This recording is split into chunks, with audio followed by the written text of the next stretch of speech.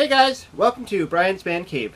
For today's flick pick, I've chosen a movie that I remember watching a few times as a child. Always kind of came on TV from time to time, and that is Cloak and Dagger.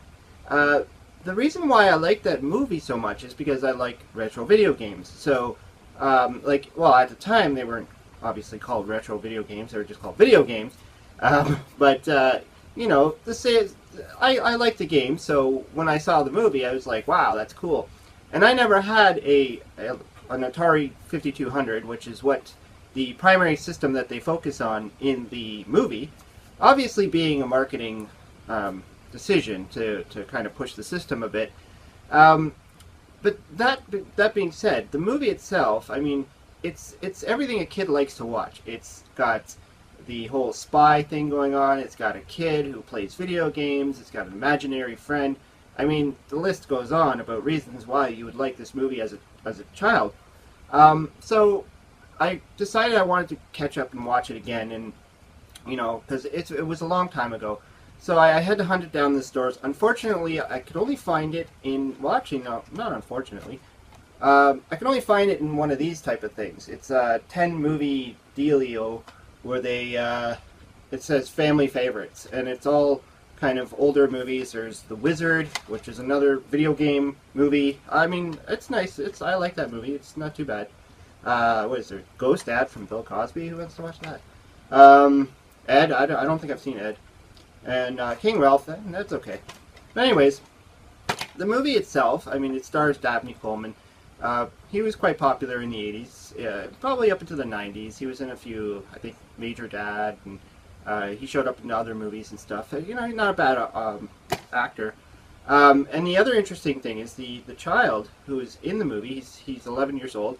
His name is Henry Thomas, and he's the same actor who was in E.T. playing Elliot, which is kind of funny because E.T. is notorious for the Atari's one of the Atari's worst games.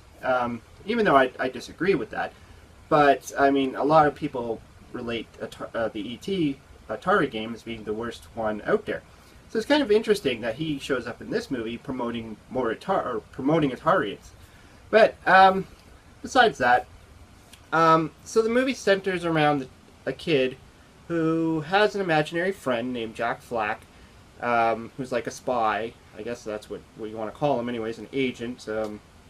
And he bears a striking resemblance to his father, who, his father's a working man in the military. His mother's passed on. And so, this kid doesn't have a whole lot to do except play video games. And his best friend is a guy who sells video games in the mall. So there's a scene, like, for me watching this today, I just love it for the nostalgia. There's a scene where he goes into the store and you see all these ColecoVision boxes and Atari boxes. I mean, you see the video games. I used to just love that. Today, you just don't get that. I mean, you kind of do, but they're all the CD cases and stuff like that, DVD cases and stuff. They're not those nice big fat boxes with all the graphic artwork on it anymore. It's just not the same. But seeing that in the movie just really brought back a lot of memories. Now, the whole plot is that a video game named Cloak and Dagger, which interestingly was made up for the movie and never really existed in cartridge form, even in the movie. When they made the movie, the cartridge was a cartridge from another video game that they slapped the sticker over. And then the screenshots, or when they show the video game being played, apparently was an arcade game that I don't know if it was called Cloak and Dagger, I can't remember, but it was an arcade game that they were showing, and they were passing it off as this game. I know that I've looked into this, and there seems to be a lot of discussion about this game, about whether anybody's actually made it as a homebrew or ever became available. As far as I know, it never has, but it's kind of interesting that. And I know that some people have made mock copies of it, so they've made the labels, they've made the box, but the game is not the right game. But anyway, so what happens is that the child ends up with a Atari 5200 cartridge. Unfortunately, I don't have any to show you because I don't own a 5200. And inside that cartridge has a secret spy chip in there or something.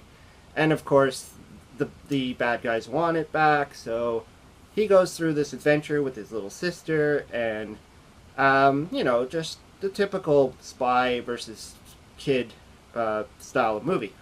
Now, the one thing I have to say is, like, I was watching this with my my 7-year-old daughter, and I couldn't believe how violent the movie was. And being a father now, I say, well, I watched this as a kid, and I'm thinking, like, should my kid be watching this?